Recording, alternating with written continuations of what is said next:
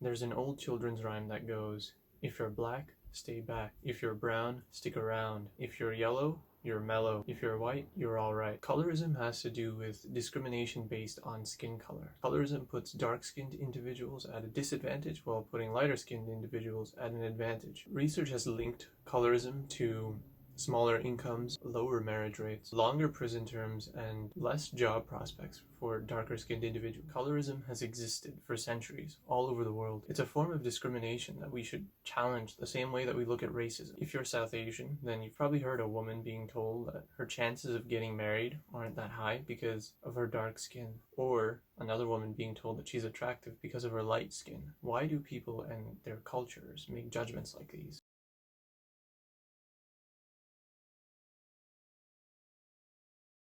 In the United States, colorism came into play during American slavery.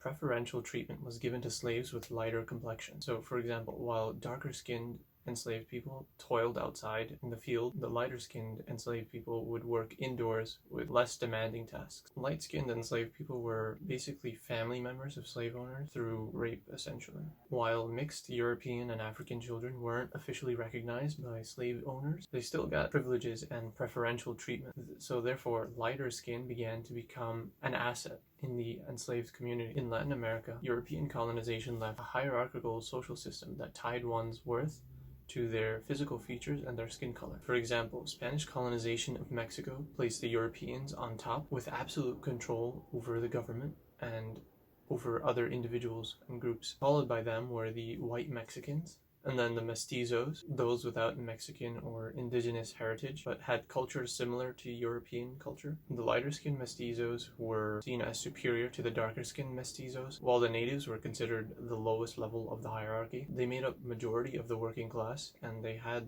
the lowest wages. Interestingly enough, in polls today, many Latinos identify themselves as white. Outside of the Americas, in Asia particularly, skin color was seen as an indication of someone's social status. Before European influence, the idea of lighter skin being preferred still existed. The idea came from the ruling class, usually staying indoors, while the laborers and the peasants worked outside and consequently got tanned. So dark skin began to be associated with the lower classes, and lighter skin began to be associated with the elite. However, the desire to be lighter skin didn't just disappear magically. The benefits of lighter skin persisted in the United States even after slavery finished, with lighter skinned black people enjoying job opportunities that were off limits to darker skinned black people. Many upper-class black Americans were lighter-skinned, which further linked light skin and privilege. Colorism still exists today, and it provides real-world advantages to lighter-skinned individuals. For example, lighter-skinned Latinos make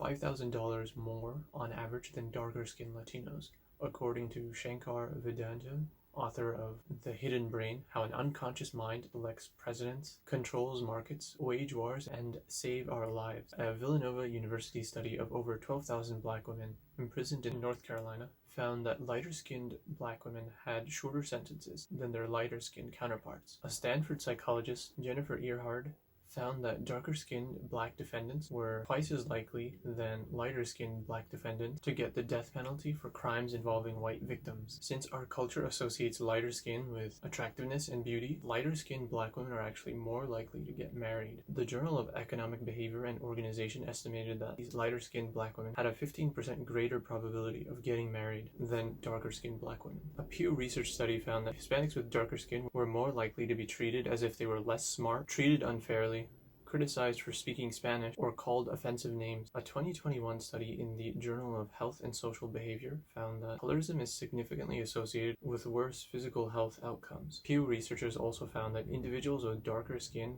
also achieved lower levels of education and had less access to healthcare. I can go on and on, but I think you get the point.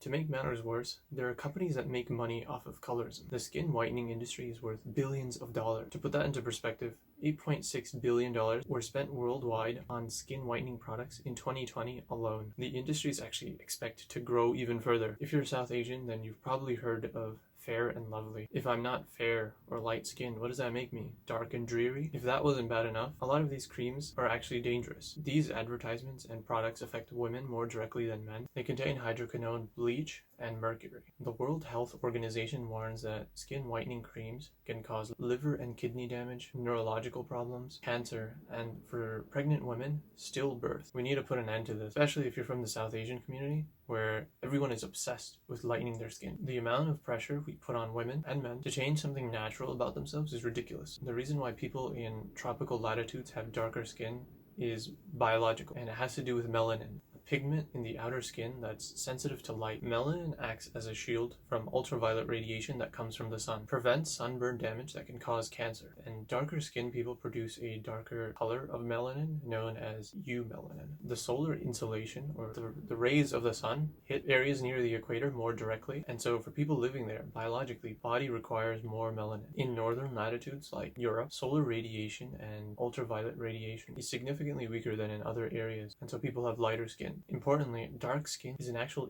disadvantage in those areas because it can prevent people from producing enough vitamin D. So your skin color isn't related to your intellect or your capabilities. If you didn't understand any of that, basically what that means is if you're a person of color, your ancestors maxed out their sunburn resistance stat. There's nothing wrong with being darker skinned, and we as a culture need to talk about this. We need to stop holding people back because of the color of their skin. We need to stop seeing lighter skin and features as more attractive. Until next time.